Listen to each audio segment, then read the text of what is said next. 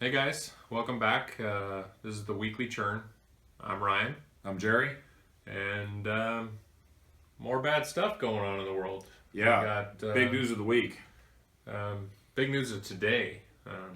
Who knows what tomorrow's going to bring? But today we had a shooting, another one. Another one. This is the first mass shooting of 2017 that we know about. And we're 6 days in.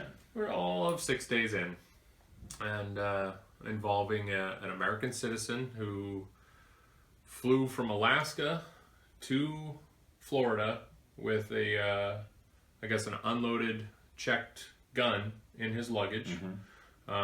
He's ex-military. A couple years ago, 2010, 2011, he was in Iraq for a year. This guy just had a kid born about 4 months ago. And here he is shooting up a bunch of people, and I mean, we got At the baggage claim, at too. the baggage claim, Which, So I it was mean, like, is one of the worst parts of the airport. yeah, you're just standing around like, I don't know, fish in a barrel in a sense, and maybe that's why he chose that location. I mean, there's still no motive known for this thing, but he's killed 5 people for sure. He's wounded fatally, or at least seriously, 8 people. 8 other people, and then 37 people were injured in the aftermath, just running away from the scene. Right.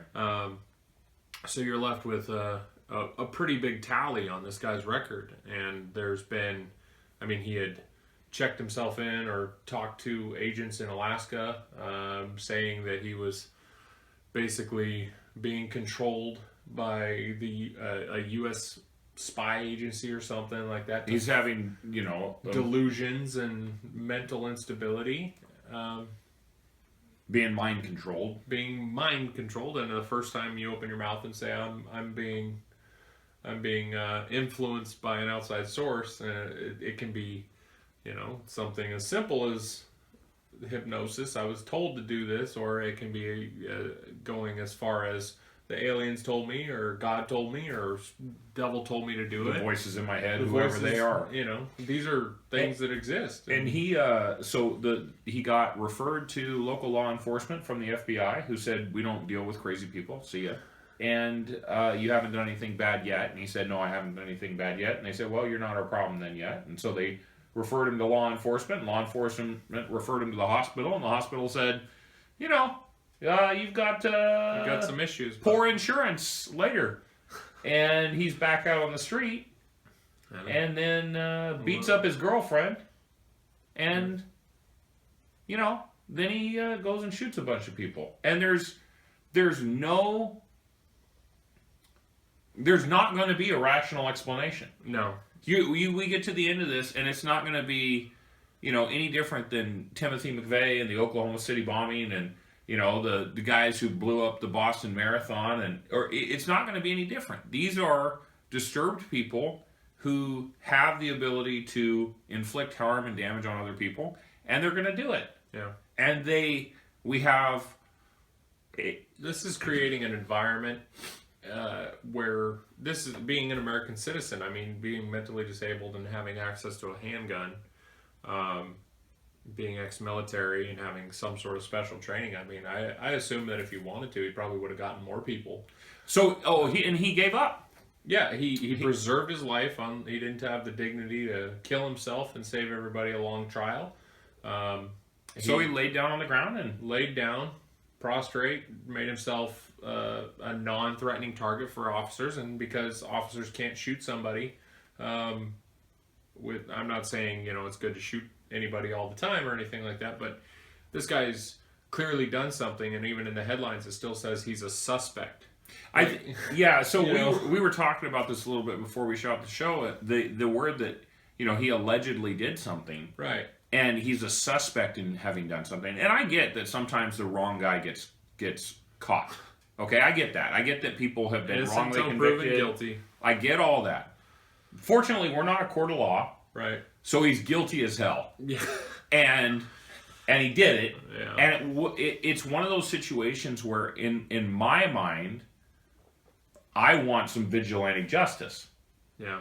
And I can't advocate vigilante justice because it's illegal, but I want it. Yeah. And I want that punishment to be so swift and severe that that person just isn't a problem anymore for the society.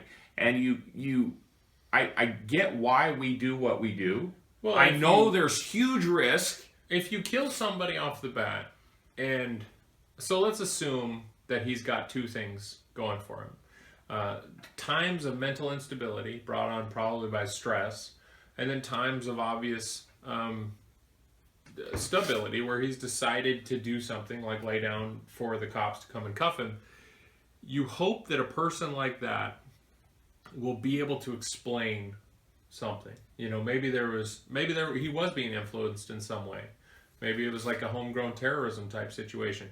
But if his idea is that he's being forced into working for ISIS, and that's why he's going to go and commit this heinous crime, then he's got a big problem. He's got a big problem. I mean, you cannot... There's no reason behind it, but if there was a reason, the motive, until someone has that information in hand and says, the reason that I shot up all these people was this, this, and this, these are all the reasons, and that's what made me carry out the act, you're never satisfied. Because he dies, sure. Oh, he was always a nice guy, or he was occasionally crazy or something like that, but you don't have anything to go on until you get the word of mouth, or from his mouth, him saying, I know why I did this thing, and then you can deal with the issue. And if it's a mental health issue, maybe it has something to do, maybe he had some VA problems or something like that, wasn't getting the treatment that he needed, and maybe this is something that we can correct in the future. And I can talk to that a little bit, because I saw a lot of people in the military who really dealt with depression and anxiety and, problems that... I'm not going to say that the military caused all of it. I'm going to say that there were people who were unhappy. And maybe there were people who were unhappy, and that's why they joined the military in the first place. But they were unhappy people, and when they would go try to ask for help or tell somebody that they had a problem inside the military, what would happen to them is they would get immediately referred to a doctor. The doctor would say, oh, you're unhappy, or you're depressed. Okay, so we have this 10-point checklist. Let's check the boxes. Do you have problems sleeping? Yeah. Do you have problems eating? Yeah. Do you have problems with relationships? Yeah. Oh, okay, so we've checked all these boxes off, and I'm simplifying it, of course. And here's your bag of pills. Now, you take the pill and call me when you've taken it. So the person goes home, they take the pill because they were told to do it by the doctor, who's an officer, by the way, in the military. And I'm speaking generally of enlisted people here. They've been given a direction to do something. They do it. And they call the doctor back and say, I took the pill. And the doctor goes, great. I'll let your command know that you're going to be disqualified from active duty service, and you're not, we're going to medically discharge you because you've taken the pill. So they discharge the person.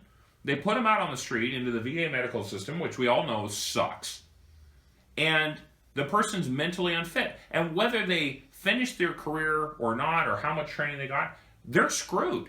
If you're a veteran that gets kicked out because of mental issues, yeah, that's on your permanent you're not. I mean, you're not okay. What are you supposed to say? Right? They're not helping the person. That's not helping the person. It's eliminating. It's eliminating the liability to the military of having that person in the service. And I get why they do it. It's the wrong road, though. Right. Because it's easier for the military to say, oh yeah, that was a crazy veteran who went and did something, than it is to say that was an active duty service person who went and did something. Because if an active duty service person, like Nadal Hassan, who's shot up, I want to say it was Fort Hood, right? If he does something, well, that's a big, big deal, right? But if a veteran commits suicide, if a veteran is homeless, if a veteran can't get a job, yeah, it's almost synonymous. It's like normal in our society right now, because we have this legacy of World War II and Vietnam, and we treat veterans like, like there should be something wrong with them. Right. That's normal it's not normal. So I've personally seen that happen to people that I know, and I'm not saying that justifies or validates or in any way creates the delusions that this guy was dealing with, but people understood this guy had a problem and he wasn't being addressed. Right? It's not like he was radicalized in his basement. Nobody ever knew. He came to them first and said there's a problem, and they dismissed it. Because it's not their problem. Right. He hasn't done anything yet. And everybody will argue, well, you know, if we had the funding and if we had the money, and then some, I can guarantee you, probably 2 days from now, there will be some commentary that this is all because of guns. Yeah. Right? And it's not because of mental health. It's not because of the VA system for mental health. It's not because the government didn't address him when they had notice of it from him that he felt he was mentally unstable.